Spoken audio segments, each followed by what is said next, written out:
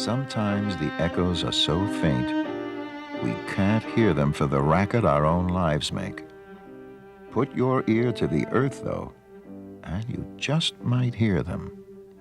Echoes of ancient lives, distant wanderers, vagabond hunters, following the mastodon and mammoth along the southern skirt of the glacier to the heartland of America. The glaciers melted, floods came, the rivers changed, the mammoth vanished. So did the saber-toothed cat, Indians, the Hopewell, Osage, Missouri. More wanderers came, passed by, and passed on. What can we cling to after all these centuries of change? Is there nothing around us that survives from the time the first human wanderers came this way? Perhaps changed by the passing of time, as we are, yet essentially the same? There is a phrase used to define a place protected from the storm. A phrase, a place called rain shadow. Could there also be a province where we are protected from the storms of change, if only in the mind? A place called time shadow, where dwell the sunrise, the earth, the heart of man, of woman, where abide the deer.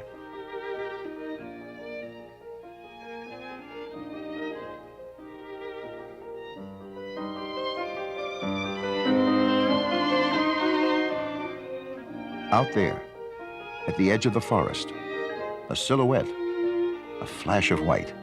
Now a form moving graceful as something remembered from our oldest mythology. The whitetail dwells at the edge of our life and our mind, in the time shadow. So many of Earth's life forms have vanished, have fallen victim to the pressures of a changing environment. Yet the deer adapts and survives. Fleet, wild, tough, intelligent, eyes like windows to the earth and to the old mysteries of the forest we have largely forgotten.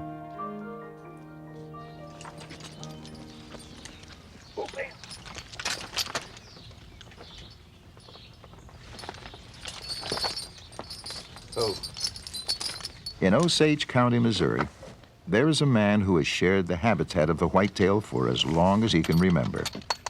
For more than 100 years, his family has farmed this land. His father and his grandfather.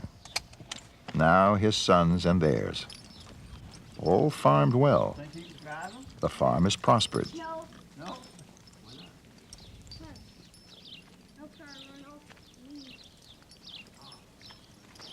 In the barns and outbuildings, there is equipment as modern as any in the country. But now, for a while, he works with the horses and the old iron machinery. He claims it's something he enjoys, as others might enjoy a boat or a cabin on a lake. I hope you got another sack besides this. There are 4 generations of the family working the land today. The father of the youngest is already in the field. Will, you ready to go back to the field? They will plant soybeans. Will, off we are.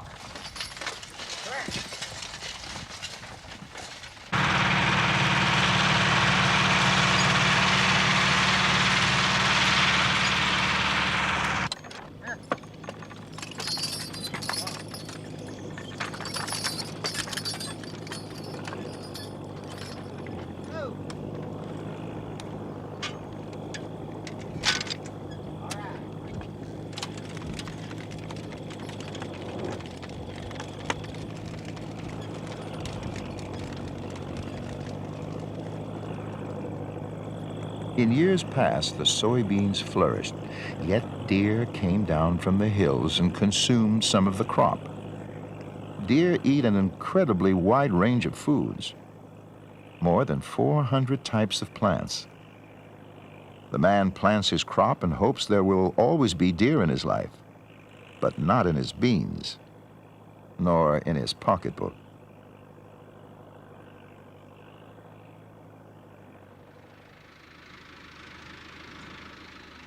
In his great-grandfather's time, before the Civil War, when there was still steamboat traffic on the Osage River, deer were everywhere. Then the soldiers came back from the war to clear the land. Hunting was unregulated. There were so many deer it seemed they would last forever. But with overhunting and loss of habitat, the whitetail almost disappeared.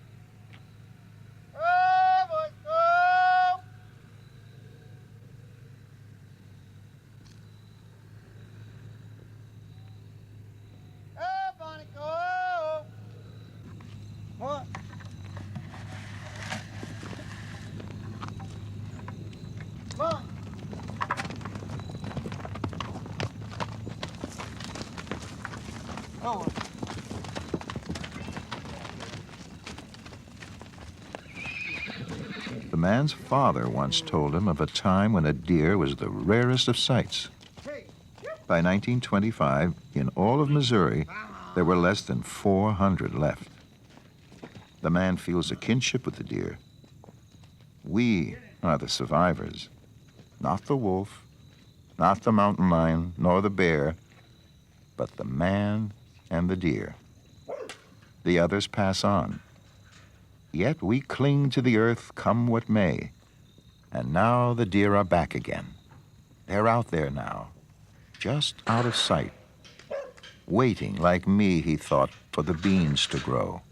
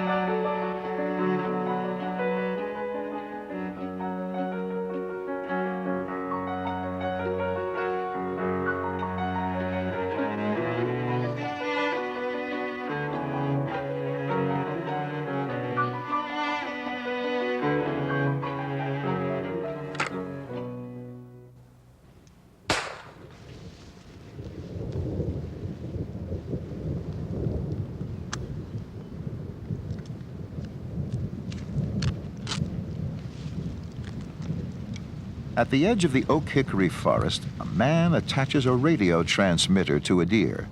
The man is a wildlife biologist. His task is a form of stewardship, to assure that a valuable resource is maintained, to make sure the whitetail will continue to share our journey through time. The transmitter will allow researchers to understand how the whitetail is able to respond and adapt so successfully to the pressures of the human community.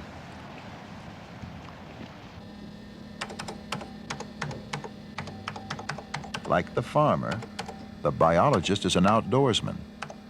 Yet he's also a scholar. For only through increased knowledge can the needs of both man and deer be kept in balance.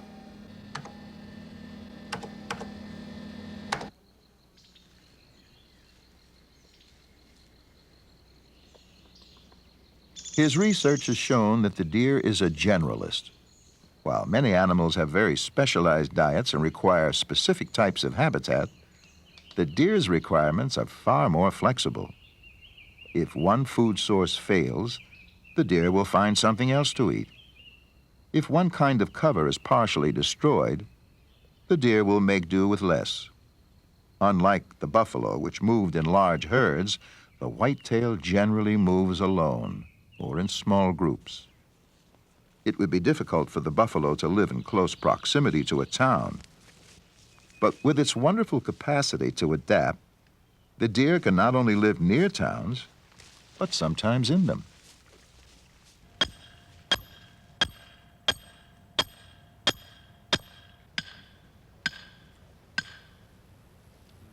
The biologist's work is based on a conservation ethic, sparked in the 20s and 30s when many wildlife populations reached historic lows.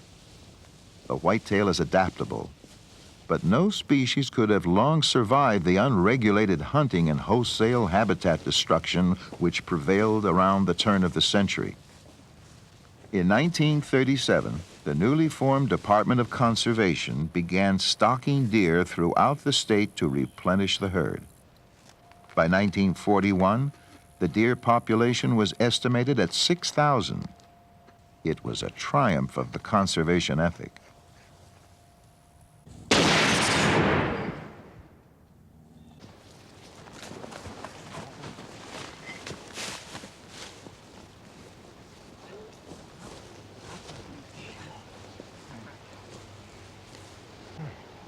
Good-looking deer. Yet there is a small irony to this tale. The effort to reestablish the whitetail has been so successful that in some areas, high populations of deer result in conflicts with human populations. Sometimes deer cause damage to farmers' crops or accidents on the road. With most of the deer's wild predators gone, nature's capacity to maintain the herd at an ideal level has been disrupted.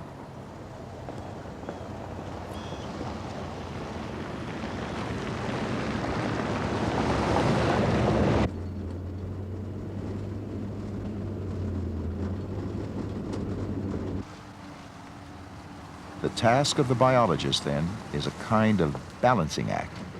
He must be an advocate for both deer and man. In order to strike this balance, he must constantly monitor the herd.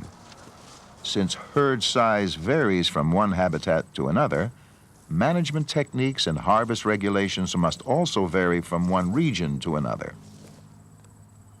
The biologist feels something of the mystery of the deer. So much that was wild and free in the heartland has vanished. Yet the deer remains. The deer remains.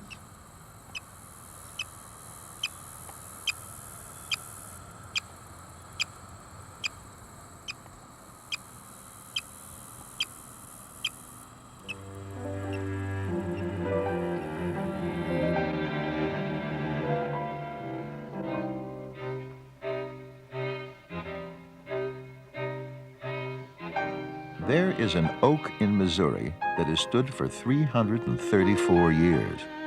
There are probably others older, but the age of this one, which towers above the neighboring cypress and persimmon and black willow, is certain.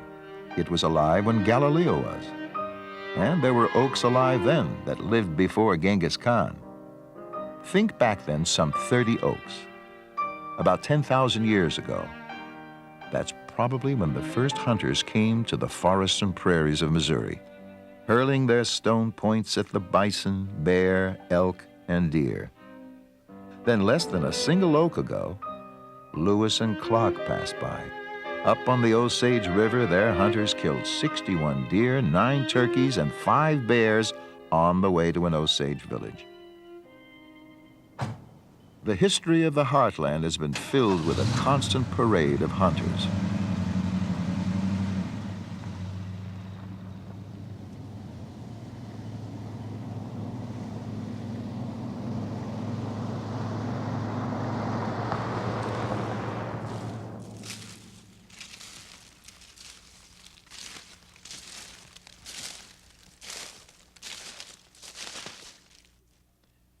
If you were to ask the man why he is a hunter, he would probably say because he loves the outdoors, that he enjoys the natural world. But if he were to look deep within himself, he might discover something of the time shadow. There is something in the eternal rhythms of nature that bind this man to all men who have walked this place, to all things that move upon the earth and through time. The deer and the hunter have shared their habitat for a very long time. And the hunter has watched the deer in all seasons, has observed both the marvel and the mystery. In his mind, he watches them now. How beautifully the animal has adapted to this world. The hunter marvels how swift, how agile, how keen the deer's senses. Its field of vision is extremely wide, its sense of smell acute. The hunter's observations have made him aware that deer communicate silently with each other, with body posture, with scent from glands on their hooves. They leave a trace odor as they walk.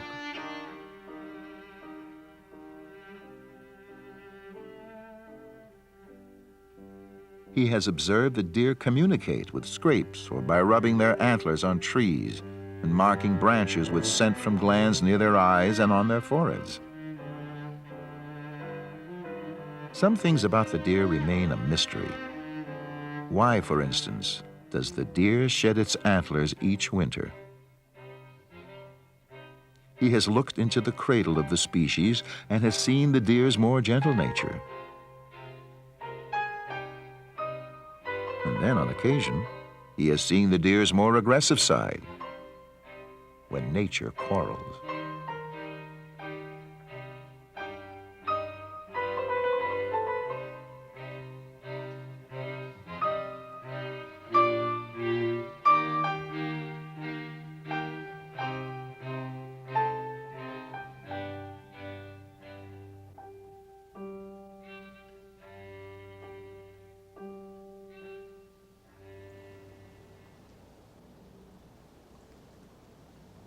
It's been said the adult deer no longer has a major predator in America's heartland.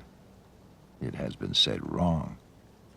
One remains, man, the hunter.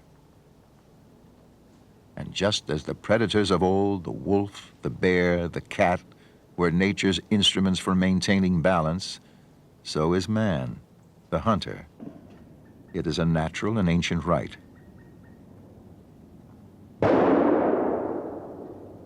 The hunter kills a deer, and the herd survives. Hi, how you doing? Oh, hi, got a deer to check. Good deal. All right. Do you have some ID? Sure. Driver's license? Yeah, I'll be okay. back. Is this information current? Yes, sure is. Okay. All right. At a check station, the biologist examines the harvest. Where were you hunting? What county? He uses records of age and health of the deer to help understand the condition of the herd. This information will help him plan for next year's harvest. Okay. Did you have any deer from you? Yes. Okay. Okay, that's all we need. Thank you very much. Thank you.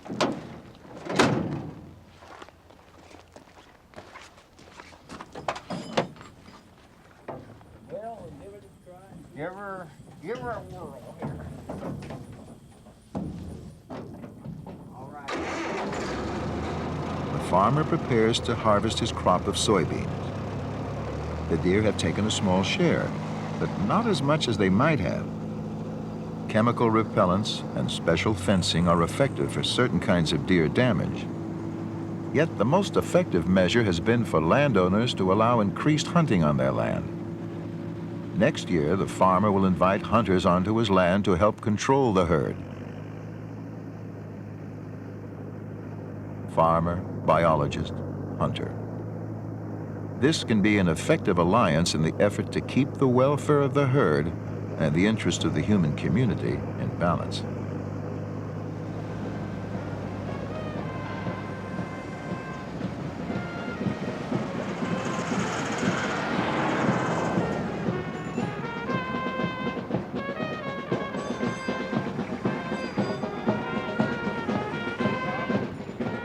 In an old town high above the Missouri River, the people gather to celebrate the cycle of the seasons.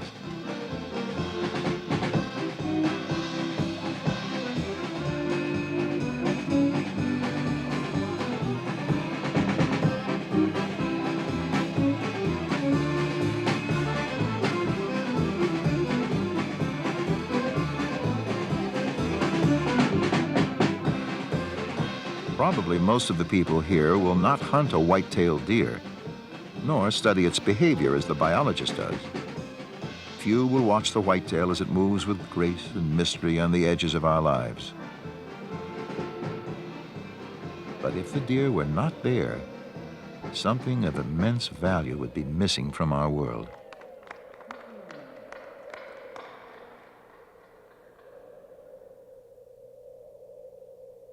History has shown that the whitetail, though remarkably adaptable, is vulnerable to the hard realities of the 20th century.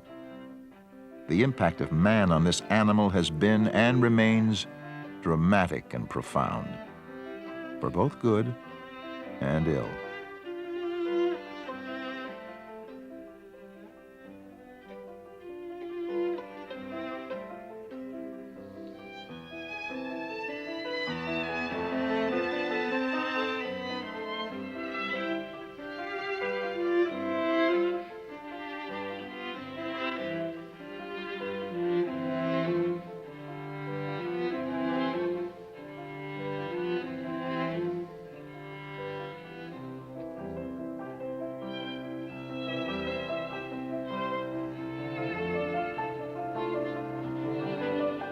Out from town, here and there in the countryside, there are old empty houses standing like sad portraits left too long outdoors in the sun and rain.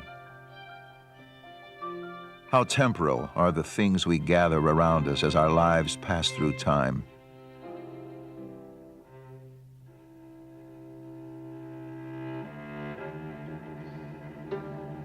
But beyond our houses, as the evening leans down on the earth, we can see something almost magic moving upon the horizons of our lives. Our houses may fall, yet there are some things we would like to believe will abide forever. Among them are the sunset, the earth, the oak, the heart of man, of woman, and the deer.